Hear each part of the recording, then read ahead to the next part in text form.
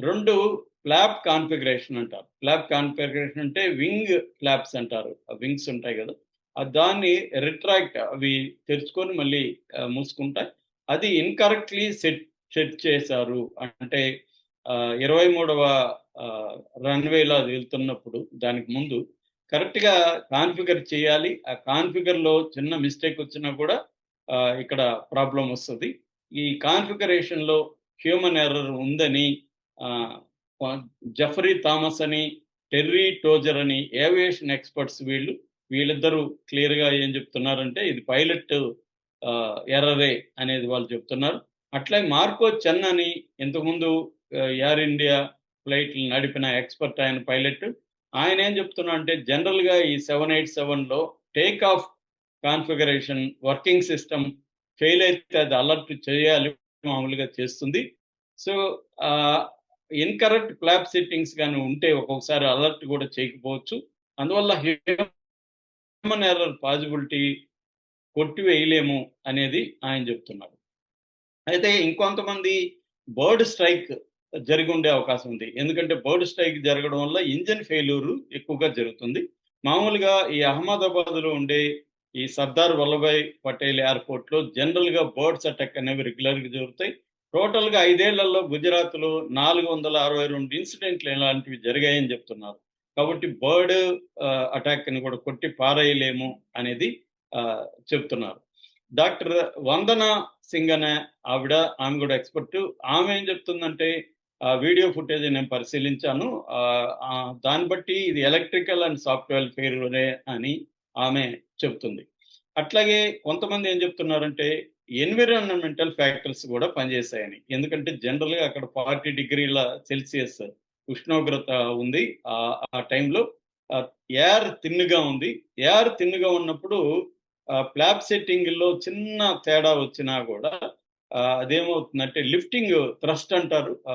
Thin ఎయిర్‌లో thrust ఇంకా ఎక్కువ బలం గావాలి. సో, ఆహ్, దాన్ని దృష్టిలో పెట్టుకొని కాన్ఫిగర్ చేయాలి. సో, మైనర్ కాన్ఫిగరేషన్‌లో మిస్టేక్స్ ఉన్నా గూడా ఇటువంటి ఎన్విరాన్మెంట్ కండిషన్‌లో అది కూలిపోయే అవకాశం ఉంది. ఎందుకంటే మొత్తం 59 సెకండ్లలో గాల్లోకి 625 అడుగుల ఎత్తుకెళ్ళేసి అది కూలిపోయింది. సో, ఎన్విరాన్మెంట్ ఫ్యాక్టర్స్ ఉండొచ్చు అనేది చెప్తున్నారు. ఇంకొంతమంది ఏం చెప్తున్నారు మెకానికల్ అండ్ మ్యానుఫ్యాక్చరింగ్ అంటే 787, 8 అనే ఈ డ్రీమ్ లైనర్ మామూలుగానే చాలా అడ్వాన్స్‌డ్. ఇప్పటివరకు ఎక్కడా కూడా ఈ స్థాయి ప్రమాదాలు జరగలేదు. వాళ్ళది వేరేది 737 అనేది జరిగింది తప్ప 787 జరగలేదు. అయితే దాంట్లో కొన్ని ప్రాబ్లమ్స్ ఉన్నాయని గతంలో కొంతమంది చెప్పారు. అదేంటంటే ఫుసలేజ్ పార్ట్స్‌ని స్పేస్ సరిగ్గా లేకపోవడం, ఎర్రర్ ఉంది అనేది గతంలో కూడా చెప్పారు. అనేది కొంతమంది చెప్తున్నారు. ఇంకొంతమంది ఎక్స్‌పర్ట్‌లు ఏం చెప్తున్నారంటే గ్రౌండ్ అంటే విమానం ఆగి ఇంకా బయలుదేరక ముందు దాని చెకింగ్ అనేది థరోగా చేయాలి. ఇండియాలో దీనికనే కాదు ఆహ్, గ్రౌండ్ చెకింగ్ అనేది ఎవరు కూడా చేయరు. సరిగ్గా చేయరు. అందులో ఇంజినీర్‌లు అసలు ఉండరు. ఏదో గుడ్డిగా చేసేసి పంపించేస్తుంటారు. అదే దుబాయ్ లాంటి చోట్లయితే కంప్లీట్‌గా 3 సార్లు చేస్తారు. సో, ఇక్కడ ఆహ్, ఆహ్, స అది ప్రాబ్లమ్ ఉంది అనేది చాలామంది చెప్తున్నారు. అందుకని మన విమానాలు చాలా లోపభూయిష్టంగా ఉన్నాయి. గ్రౌండింగ్ అంటారు. గ్రౌండింగ్ అంటే ఆపేస్తారు కింద. ఎగరకుండా గాల్లో. అలాగా ఎయిర్ ఇండియా విమానాలకి మొత్తం 118 వాళ్ళ దగ్గర ఉంటే 18 విమానాలు గ్రౌండింగ్‌లో ఉండిపోయినాయి. ఇక గో ఎయిర్ అయితే మొత్తం ఎంటైర్ 54 విమానాలు గ్రౌండింగ్‌లో ఉండిపోయినాయి. ఇప్పుడు గో ఫస్ట్ అనే దాన్ని పిలుస్తున్నారు. ఇండిగో అయితే వాళ్ళ దగ్గర మొత్తం మన దేశంలో డొమెస్టిక్ దీంట్లో మార్కెట్‌లో ఇండియో ఇండిగోకి 63% ఉంది. వాళ్ళ దగ్గర 410 విమానాలుంటే అందులో 70 విమానాలు గ్రౌండింగ్‌లోనే ఉన్నాయి. అంటే మెయింటెనెన్స్ సరిగ్గా లేకపోవడం, ఇంజిన్ ఫెయిల్యూర్ కావడం, ఏజ్ అయిపోవడం ఇలాంటి కారణాల వల్ల గ్రౌండింగ్‌లో ఉంటున్నాయి. సో, ఇటువంటి కారణాలు ఏది అని మనం ఖచ్చితంగా చెప్పలేం. హ్యూమన్ ఎర్రర్ ఉండే అవకాశం ఉంది.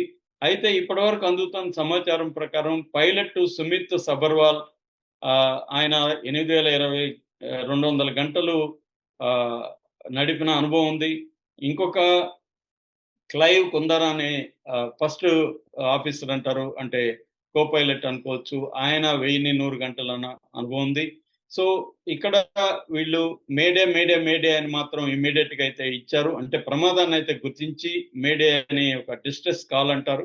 అదిచ్చారు. అట్లాగే no no thrust, losing power, unable to lift ఈ 3 పదాలు గూడా ఆహ్, ఈ పైలట్ చెప్పినట్టుగా ఇప్పటి వరకు చెప్తున్నారు.